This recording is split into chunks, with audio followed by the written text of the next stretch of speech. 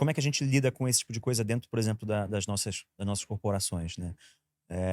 A gente é claro que falando agora genericamente, né, sobre coisas que estão aparecendo na mídia e que eu nem sei se até que ponto são verdadeiras ou não, até que nível são verdadeiras ou não, e também não dá para saber o quanto que isso está impactando o geral ou se é só local, né?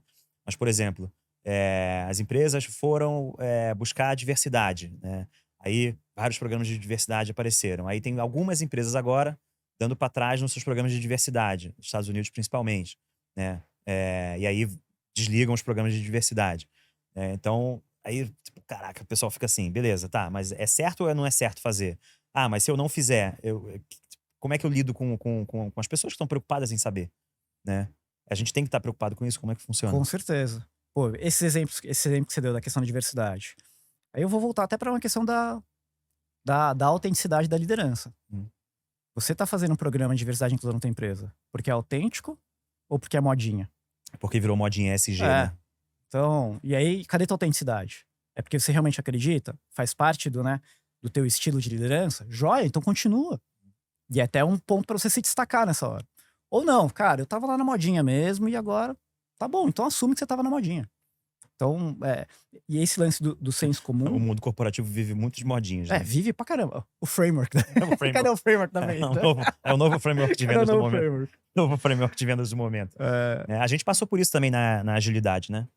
total. Na, o framework sobre framework, né, de agilidade, né?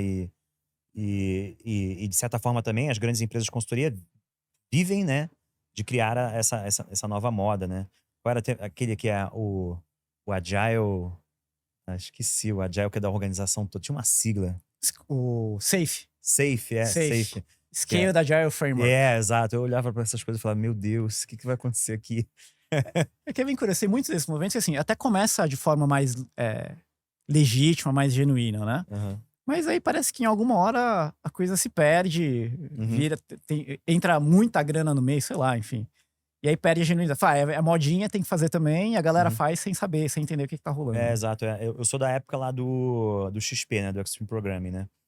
E, e aí, o que que eu vivi na época de HL Labs lá no começo, né?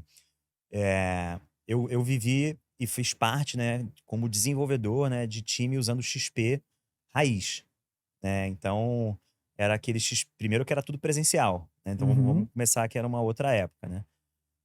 Então o XP raiz, que a gente usava cartinha para votar pontuação, sabe?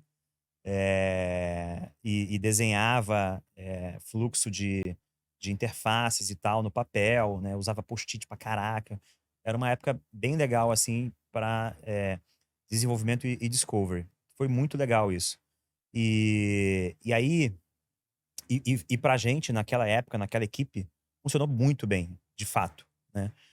Quando eu trouxe isso pra HE Labs, né? Aí começou a ter muitas pessoas que não tinham vivido aquela experiência que eu vivi, né? Então, a pontuação, né, até de tarefas começou a ser muito criticada, dentro do Uhum. ambiente ágil, fora do ambiente ágil e tudo mais, né? Mas também foi muito criticada e mal utilizada por pessoas que não tinham tido aquela experiência, por exemplo, né? Então, aí fica muito complexo você mudar, né, o framework sem você ter conhecimento ou saber profundamente que você tenha uma capacidade técnica de mudar o framework conscientemente. E não simplesmente pelo achismo, porque você acha que alguma coisa deve ser diferente, né? E aí, brabeira isso, Eu né? lembro, é o No Estimates, não era? No estimates, É, é. o No Estimates. E eu É. lembro bem, a crítica era o seguinte: não, No Estimates porque as estimativas são ruins para dar previsibilidade. E não era tão errado. Eu Uhum. concordo que a estimativa era péssima para dar previsibilidade de prazo.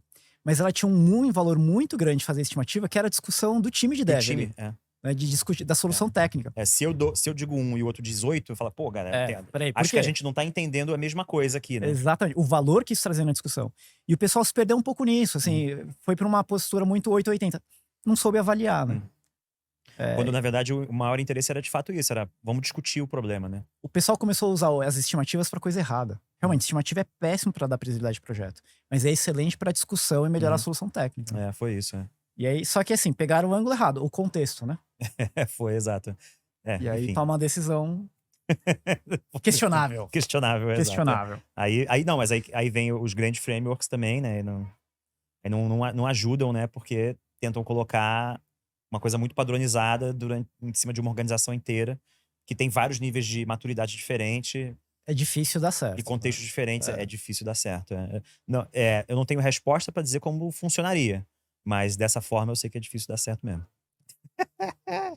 Essa época é muito boa. A gente pode fazer um podcast só, a gente pode fazer um podcast só disso. Sabe que eu tenho algumas pessoas me perguntaram assim, amigos, né?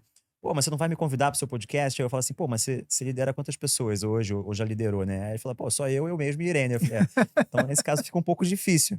Mas eu vou fazer o Deep Dive for Friends, né?